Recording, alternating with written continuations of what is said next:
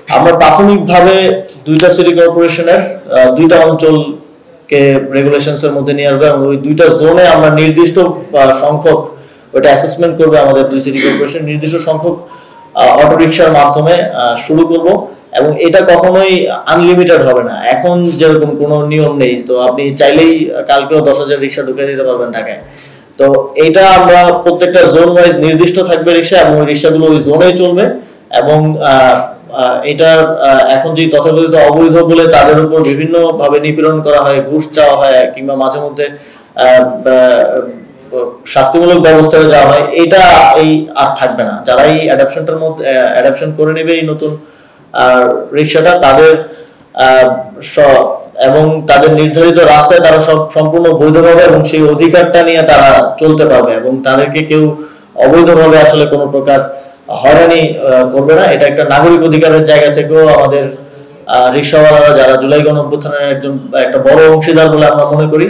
যখন আমরা আহত হচ্ছিলাম, আমাদের শহীদ ভাইদেরকে যথাস্থানে পৌঁছে দেওয়া, আহতদেরকে হসপিটালে নিয়ে যাওয়ার ক্ষেত্রে তারা জীবন বাজি রেখে বন্দুকের গুলির সামনে থেকে তারা তখন অংশগ্রহণ করেছেন। তাদেরকে একটা ট্রিবিউট হিসেবে তাদেরকে এই যে অবৈধ বলে তাদেরকে ডিহিউম্যানাইজেশনের যে একটা জায়গায় তারা ছিলেন, সেই জায়গা থেকে একটা ট্রানজিশনের মাধ্যমে নাগরিক অধিকার এবং বৈধভাবে তাদের যেই রুটি রুজি আয় করার যেই সুযোগ সেটা আমরা করে দিতে চাই।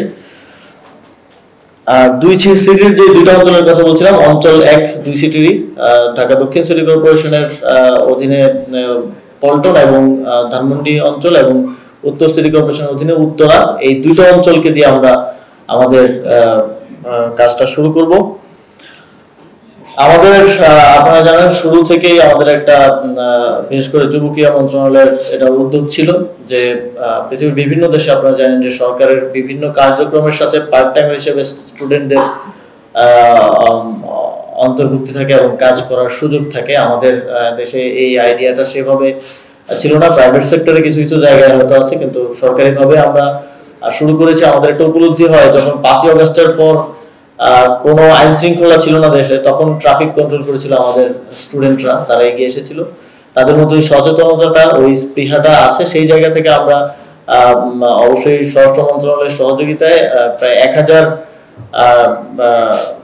পুলিশের সহকারী হিসেবে ট্রাফিকে স্টুডেন্টরা এখন কাজ করছেন। একটা নির্দিষ্ট কর্মঘণ্টার বিনিময়ে একটা নির্দিষ্ট অনারিয়াম তারা পাচ্ছেন এবং সেখান থেকেই ইন্সপায়ার্ড হয়ে আমরা আরো বিভিন্ন জায়গায় এটাকে এই ইয়াটা বাস্তবায়ন করতে চাই। সেই জায়গা থেকে আজকেও যারা মাস্টার ট্রেনার হিসেবে ট্রেনিং নেবেন, সেখানে একটা বড় অংশ স্টুডেন্টরা আছেন এবং এখানে পুলিশের সদস্যরাও ট্রেনিং নেবেন এবং তারা পরবর্তীতে আমাদের রিক্সা চালকদেরকে ট্রেন করবেন এবং লাইসেন্স প্রাপ্তির জন্য তাদেরকে প্রস্তুত করবেন।